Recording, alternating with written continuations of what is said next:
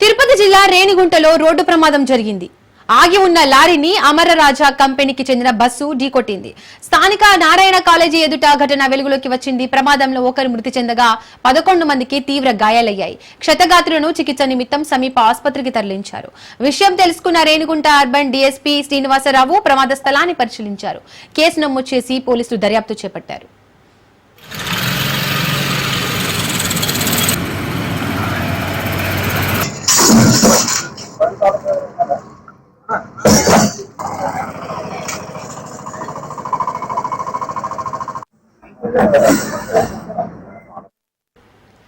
తిరుపతి జిల్లా రేణిగుంటలో రోడ్డు ప్రమాదం జరిగింది. ఆగి ఉన్న లారీని అమరరాజా కంపెనీకి చెందిన బస్సు ఢీకొట్టింది.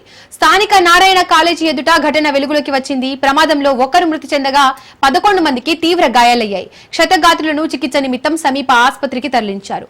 విషయం తెలుసుకున్న రేణిగుంట అర్బన్ డీఎస్పీ శ్రీనివాసరావు ప్రమాద స్థలాన్ని పరిశీలించారు. కేసు నమోదు చేసి పోలీసులు దర్యాప్తు చేపట్టారు.